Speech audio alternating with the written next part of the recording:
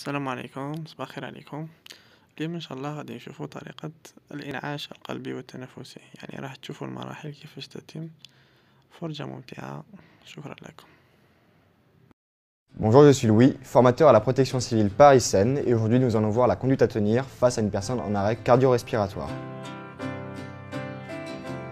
Face à une victime au sol, je vais devoir vérifier son état de conscience. Pour ce faire, je vais venir mettre mes mains dans ses mains et lui poser une question et un ordre.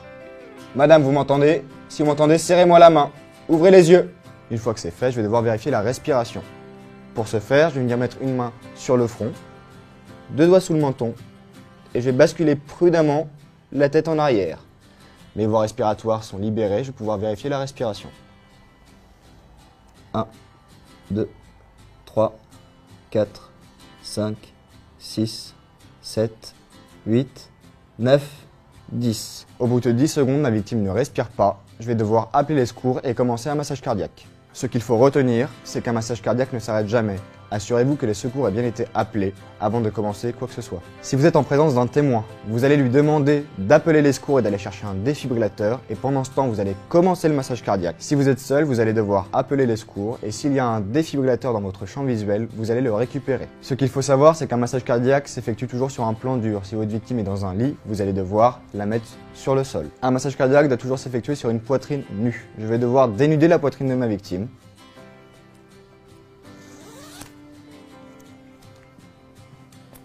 Et je vais devoir mettre le talon de ma main au centre de la poitrine, sur la ligne médiane et sur la moitié inférieure du sternum. Je vais placer maintenant ma deuxième main par-dessus la première, mes doigts entrecroisés pour éviter de casser des côtes.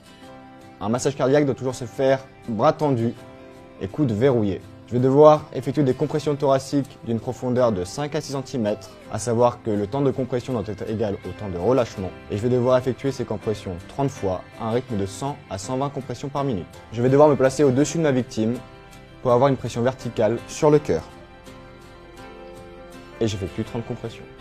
1, 2, 3, 4, 5, 6, 7, 8, 9, 10, 11, 12, 13, 14, 15, 16, 17,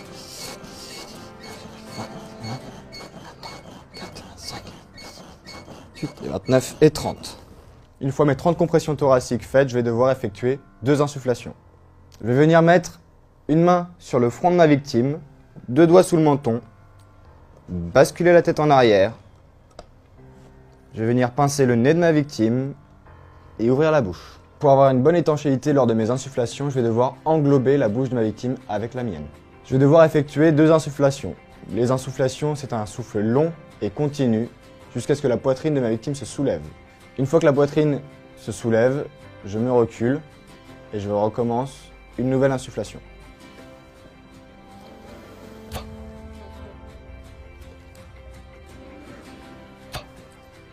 Une fois mes 2 insufflations effectuées, je vais pouvoir recommencer mes 30 compressions thoraciques. En gros, le massage cardiaque, c'est 30 compressions, 2 insufflations, 30 compressions, 2 insufflations, etc. jusqu'à l'arrivée des secours. On n'arrête jamais un massage cardiaque. Ce qu'il faut retenir face à une personne au sol, c'est vérifier son état de conscience, sa respiration. Si elle ne respire pas, c'est qu'elle est en arrêt cardio-respiratoire. Je vais devoir appeler les secours si je suis seul. S'il y a un témoin, je vais lui demander d'appeler les secours. Et je vais commencer mon massage cardiaque. Un massage cardiaque est très physique. Assurez-vous que les secours aient bien été avertis avant de commencer le massage cardiaque. J'espère que cette vidéo vous a été utile. Si vous êtes intéressé par la réanimation avec défibrillateur, je vous invite à aller voir la vidéo à ce sujet.